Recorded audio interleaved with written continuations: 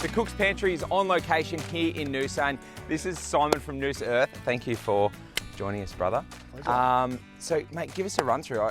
You take a first glimpse at this and you go, there's no way you could grow anything on this block. It is barren. That's right. Well, we do things a bit differently here. Yeah. We sort of specialise in growing oyster mushrooms. Yep. I guess what makes us a bit different is that we use recycled coffee grounds as our sort of main ingredient, as the substrate to grow them from. Yep. Reducing landfill, diverting that coffee waste, which Noosa has got a fair bit of. Yeah, just there. Just like there. We've got one of the biggest roasters in Noosa just around the corner. That's right. So that's one of your main suppliers when it comes to the coffee grounds. That's right, yeah. So we pick it up from there, bring it down here and grow these beautiful oyster mushrooms. Sensational. And we went through both of the containers that you've got going and went through the different stages that they go through and how you put it all together. Not what I expected. Just dark rooms, bags of mushrooms growing, and within a couple of weeks they just start bursting out and you end up with these. What I want to do today, classic mushrooms on toast. Beautiful. But I'm not going to cook them. I absolutely love the texture of the oyster mushrooms. It's one of my favourite ingredients of all time. You're going to be chief in charge of bread toasting, and I'll get to work on these mushies. Just want to throw a bit of the oil in that pan. Beautiful. Get a bit of heat happening in there. So I'm just going to basically just peel these off and just flake them into there. So that's one of the things I love about the oysters, is that they're so delicate. Like, you just try, you don't need to go at them with a knife. You can just peel them off, flake them, and you just get the most amazing texture out of these. So how long have you guys been going for now?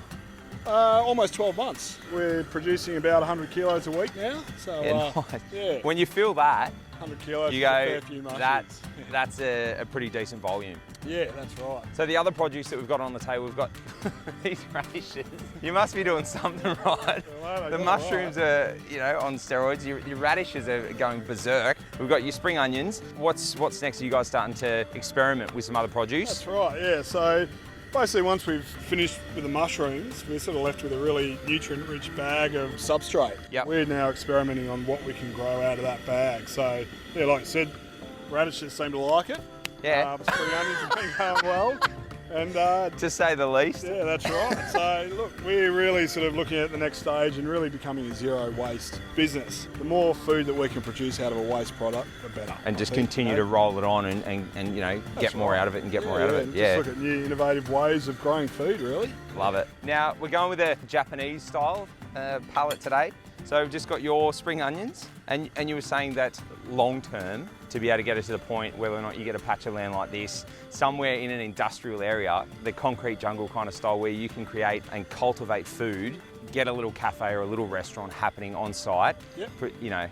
That's right. That's about as good as it gets. That's right, and keeping, all about keeping food miles down as well. So we want to sort of come up with a bit of a blueprint that we can take to other places in Australia. It's what it's all about, mate. So I'm just going to go in just a couple of really, really simple classic ingredients. I'm sure you've probably got these in the pantry at home. I know you're a bit of a foodie. Some rice wine vinegar, just a little dash of that. What this is going to do, we've got the acidity from the rice wine vinegar, saltiness from a nice dark soy. That's going to just start to break the mushrooms down a little bit. All right, a little bit of sesame oil, about a teaspoon, mirin, a little sweet dressing just to balance everything out.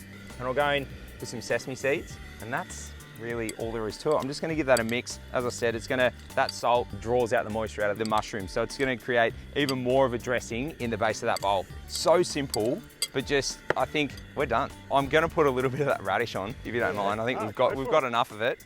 So I'm just going to snap that off. Listen to the crack in that. Incredibly fresh. So I'm just gonna, some battens. All right. Want a bit of taste? Yeah. Why not? Really, really simple. So, especially coming into this time of year, it's getting a little bit hotter. You don't fancy a hot brekkie, mushrooms on toast, even a little dinner snack. If you don't feel like anything too heavy, these are an absolute ripper. Look at the shine on them. Oh, mate. One for you, one for me. And then just a little sprinkle of that radish. There we go. Do you reckon that would get a run in a cafe in Noosa? I reckon so, mate. All right, done. We've got to give it a shot then.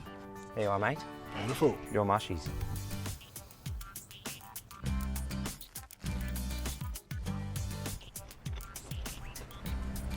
Beautiful. And then just that balance of flavours is just amazing. So good. And so, what was that? 3 minutes. Yeah. In the time it takes to toast some toast off a bit of bread in a pan, a toaster at home, rip up the mushrooms in there, make that little dressing. Yeah. Bang. And it doesn't even get stuck in my beard. How good's that, mate? See? Perfect. I'm looking after you. Perfect breakfast.